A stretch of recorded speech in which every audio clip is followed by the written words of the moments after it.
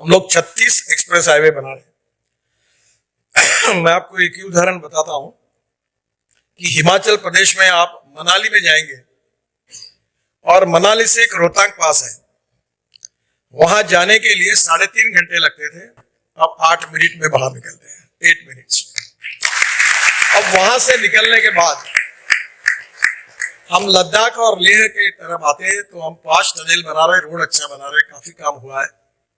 और लद्दाख लेह के बाद हम आशिया की सबसे बड़ी टनल जोजिला 70% पूरी होगी, वो बना रहे हैं।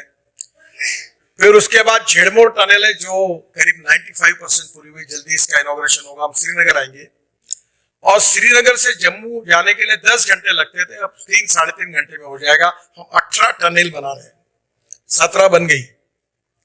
तो ये वहां से जम्मू आने के पहले हम लोग कटरा एक्सप्रेस हाईवे को लेंगे, दिल्ली कटरा, और अमृतसर से होकर दिल्ली से अमृतसर 4 घंटे में, और कटरा 6 घंटे में, और श्रीनगर 8 घंटे में। और जैसे दिल्ली आएंगे तो दिल्ली एक्सप्रेस हाईवे को जोड़ेंगे दिल्ली मुंबई को, तो सूरत तक आएंगे। और सूरत के बाद अगर हम टर्निंग करेंगे नासिक की, और एक नया रोड बना रहे हैं ग्रीन एक्सप्रेस हाईवे, तो नासिक से अहमदनगर से सोलापुर, सोलापुर से कर्नूल, और कर्नूल से डायरेक्ट त्रिवेंद्रम, कोचीन, चेन्नई, कन्याकुमारी, बेंगलोर, पूरे साउथ को कनेक्टिविटी मिल जाएगी। और दिल्ली से चेन्नई का डिस्टेंस 320 किलोमीटर कम हो जाएगा। यानी आप समझ लीजिए कि लॉजिस्टिक कॉस्ट कितनी कम हो जाएगी। मुझे अच्छा अनुभव आया कि मैं Mumbai Pune express highway, Worli Bandra sea link और 55 फ्लाईओवर्स जब हमने मुंबई में बनाए थे तब मैं हमारे पास 5 करोड़ रुपए थे। तो हमने तय किया कि हम कैपिटल मार्केट से पैसे लाएंगे, तो लोग हंसने लगे। तो हमारे मुख्यमंत्री थे मनोहर जोशी उस समय, मैंने जब उनको प्रेजेंटेशन दिया तो मेरे ऊपर प्रेम करते थे। बोले नितिन तुम बहुत अच्छे हो, और ये सरकार को कौन पैसा देगा, तुम ये क्या बोल रहे हो, ये कैसे होगा, मेरे समझ में नहीं आता, ये होने वाला नहीं है। केवल तुम बोल रहे हो, तुम्हारे प्रेम के कारण मैं इसको स्वीकृति देता हूं। और मैं बैग लेके मैं और आरसी सिन्हा घूमते थे, और एक दिन हमने प्रेजेंटेशन दिया और हमने बॉन्ड इशू निकाला। तो हमको 450 करोड़ रुपए चाहिए थे, हमको 1180 करोड़ मिले। ये मैं बात कर रहा हूं 96-97 की। फिर 500 करोड़ चाहिए थे, फिर 1100 करोड़ मिले। तो मुझे याद है धीरू भाई अंबानी ने मुझे कहा था, मेरे ऊपर बहुत प्रेम करते, बोले नितिन तुम तो हमसे भी ज्यादा होशियार बने। टाटा ने भी कहा, क्योंकि हमने कैपिटल मार्केट से पैसा खड़ा किया। अब मुंबई पुणे हाईवे पूरा हुआ, 55 उड्डान पुल पूरे हुए, अब वर्ली बांद्रा सीलिंग पूरा हुआ, सब कर्जा फीट गया। फिर सरकार मेरे पास आई, बोले हमको मॉनिटाइज करना है। बोला तुम कोई पैसा लोगे? मैंने बोला ये मुंबई पुणे एक्सप्रेस हाईवे को मैंने आपको नेशनल हाईवे भी दे दिया तब तक वायबिलिटी आने के लिए, तो मेरे को कितना देंगे? तो मुझे बोले महाराष्ट्र आपका है, आप हमको क्यों पैसे मांग रहे? बोला छोड़ दो, तुम कमाओ। उन्होंने 10 साल के लिए मॉनिटाइज किया, उनको मिले 12 से 15 साल के लिए मॉनिटाइज किया, उनको मिले 10,000 करोड़।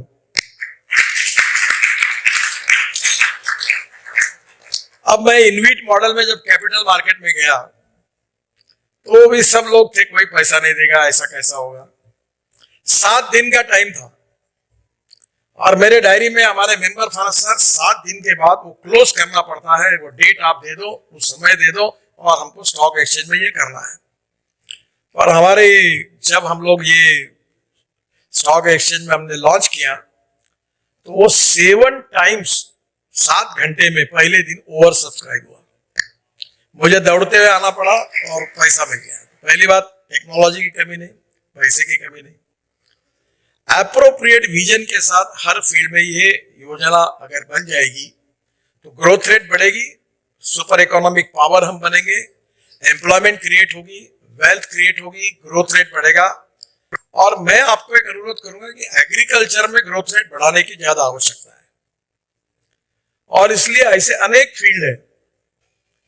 अभी वैद्य साहब ने जो पानीपत में प्रोजेक्ट डाला है, वो परली है ना, जलाते हैं, उससे 1 lakh litre ethanol, 150 ton bio vitamin और बायो एविएशन फ्यूएल जो 1% पहले डालने का काम शुरू हो रहा है।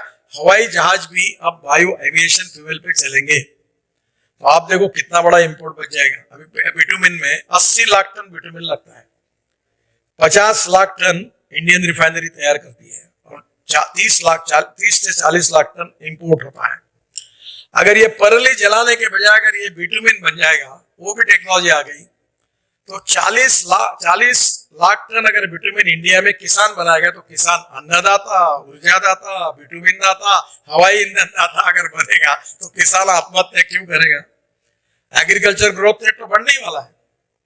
तो मैं आपको यही कहूंगा कि जैसे आईएम जैसे इंस्टीट्यूट है, जो अलग अलग हेल्थ सर्विसेज है, एजुकेशन है, ट्रांसपोर्ट है, इंफ्रास्ट्रक्चर है, ड्रिंकिंग वाटर है, solid waste liquid waste management है, सब में even IMB public private investment से बन सकता है।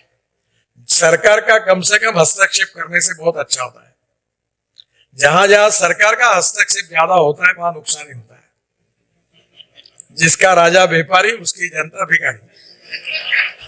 हम लोग पॉलिसी कंट्रोल करें, let it be A transparent, corruption free, fast track decision making process की सिस्टम हो और इकोनॉमिक ग्रोथ को लिबरल इसमें हम उसको मदद करें। और ये जरूर देखें कि हम इस ग्रोथ में गांव, गरीब, मजदूर, किसान को प्रोटेक्ट कैसा करें, गरीब आदमी के इंटरेस्ट को कैसे प्रोटेक्ट करें। ये नहीं होना चाहिए कि धनवान और गरीबों के बीच में अंतर बनना चाहिए, खाई कम करनी चाहिए। इस आधार पर फ्यूचरिस्टिक विजन, फ्यूचरिस्टिक प्लानिंग और फ्यूचरिस्टिक टेक्नोलॉजी के आधार पर इन सब क्षेत्रों का आप जरूर प्लान बनाइए। मैं उसमें डिटेल में भाषण नहीं था, वो समय उसमें खराब नहीं करता, और निश्चित रूप से अगर ये आपने तैयार किया तो हम वर्ल्ड की सबसे स्ट्रॉन्ग